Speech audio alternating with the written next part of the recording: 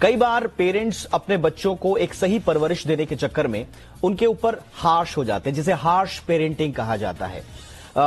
इस बात के कई लॉजिक्स दिए जाते हैं कि अगर बच्चों के साथ सख्ती से ना निपटा जाए तो शायद उनके निर्णय लेने की क्षमता प्रभावित हो सकती है, वो सही दिशा में आगे नहीं बढ़ सकते, और इस तरह बदस्तूर ये जो हार्श पेरेंटिंग है वो चलती आ रही है। लेकिन अब कुछ फाइंडिंग्स आई हैं जिसमें यह कहा गया है कि हार्श पेरेंटिंग से बच्चों के डीएनए में चेंजेस आ सकते हैं और जो बच्चे हार्श पेरेंटिंग का शिकार होते हैं वो आगे जाकर अवसाद में आ सकते हैं। यानी कि जिन बच्चों की परवरिश हार्श पेरेंटिंग के साथ होती है, यानी कि सख्त पेरेंटिंग के साथ होती है, वो आगे चलकर डिप्रेशन में आने के उनके चांसेस सबसे ज्यादा रहते हैं। इस बेहद महत्वपूर्ण विषय पर आज हम करेंगे चर्चा खास मेहमानों के साथ, लेकिन पहले ये रिपोर्ट देख लीजिए कि स्टडी क्या कहती है और उसके बाद हम इस पर करेंगे चर्चा खास मेहमानों के साथ।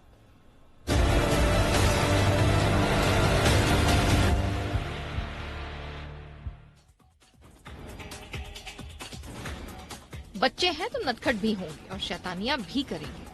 कुछ बच्चे कम शैतानी करते हैं तो कुछ ज्यादा, लेकिन इन पर हद से ज्यादा अंकुश रखना उनकी सेहत के लिए खतरनाक हो सकता है। कुछ पेरेंट्स बच्चों को समझा बुझाकर शांत कर देते हैं तो कुछ डांट डपट कर डरा धमका कर बच्चों को हद में रखने की कोशिश करते हैं। लेकिन इसे लेकर एक चौंकाने वाली रिपोर्ट सामने आई है, जिसके मुताबिक सख्त पेरेंटिंग बच्चों के दिलो दिमाग पर न केवल बुरा असर डालती है, बल्कि कुछ मामलों में पाया गया है कि बच्चों पर हद से ज्यादा सख्ती उनके जीनोम मैपिंग तक को प्रभावित कर रही है।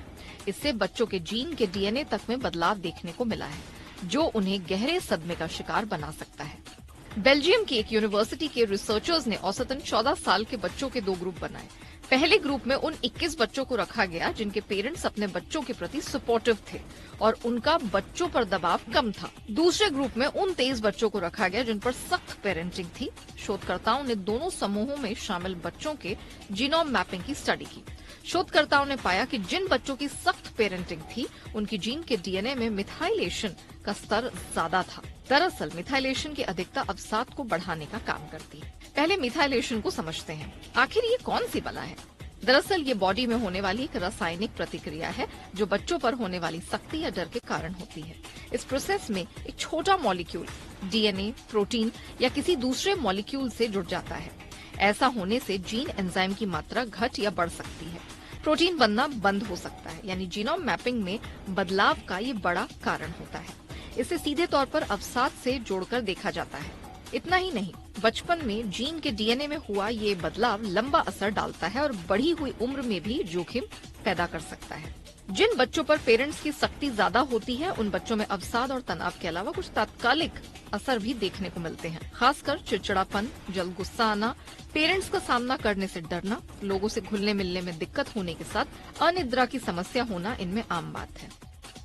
बच्चों को डीप डिप्रेशन से दूर रखना है तो किसी गलती करने पर उन्हें बैठकर समझाएं, उन्हें भावनात्मक तौर पर अपने करीब रखें, उनके ऊपर किसी टास्क के लिए अधिक दबाव न डालें, उनके साथ क्वालिटी टाइम बिताएं, उनके साथ ऐसा व्यवहार रखें जिससे वो अपनी हर बात आपसे साझा करें। ये कुछ ऐसे सामान्य टिप्स हैं जो आपके नौनिहाल को न केवल दिमागी तौर पर दुरुस्त रखेंगे, बल्कि वो आपके साथ हर बात के साझेदार भी बनेंगे।